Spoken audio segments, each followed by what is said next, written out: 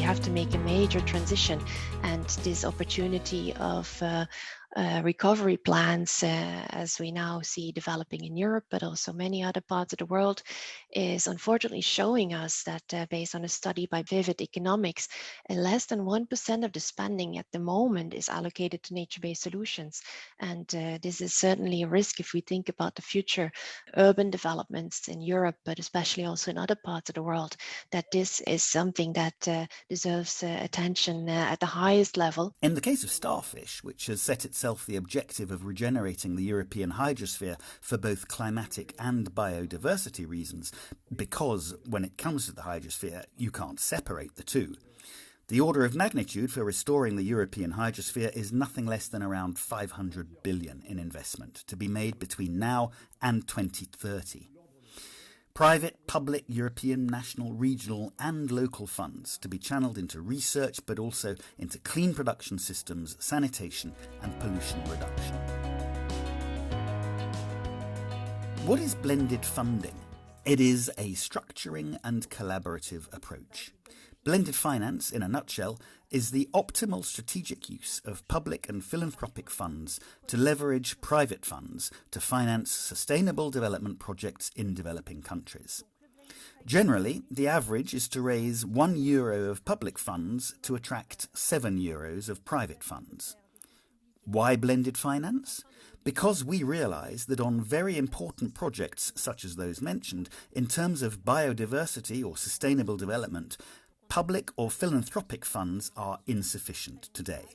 And on the other hand, private investors are absent because they see it as too great a risk.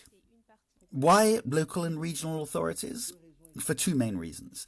The first is that they have difficulty accessing traditional funding mechanisms such as philanthropy, the major financial bodies of the United Nations, or multilateral or bilateral development banks. Why is this? Because their projects are between $5 and $75 million. Below $5 million, funding is relatively easy to obtain through decentralized cooperation, state subsidies or donations from foundations. Above $75 million, there are the classic development banks. So we're therefore faced with a paradoxical situation. While local and regional authorities have an enormous potential for combating climate change through the choice of infrastructures that fall within their remit, they cannot find the funding to do so. Indeed, this type of infrastructure, sanitation, transport, waste management and others, are typically projects that cost between $5 and $75 million, with an average capex of $20 to $30 million. To solve this paradox, 5 years ago, the R20 with Gold Standard, a standardization agency, responded to a call for tenders from the Global Green Climate Fund, which wanted to broaden its spectrum of beneficiaries to include local authorities and the private sector. The R20 with Gold Standard, we found two financial partners: an American management fund accredited with the G7, Pegasus Capital, specialized in impact investment, and BNP Paribas, which supports us through both their administrative support but also offers this financial product to their clients. The Green Global Climate Fund has granted an investment of $150 million. It's public money that bears the risk of investing in projects in case one of them runs into difficulties.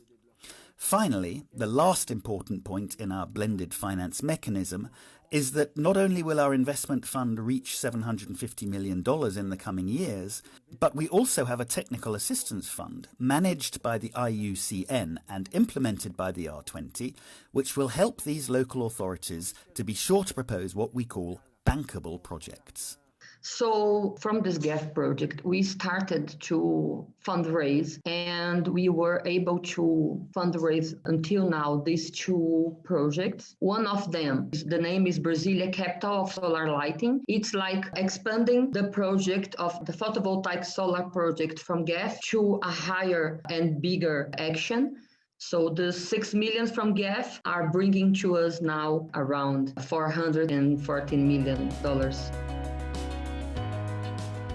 Thinking about introducing impact fees that would charge developers for their impact on the built environment, impact in terms of adding to services, in terms of the consumption of land, etc. Again, these impact fees are found in many places.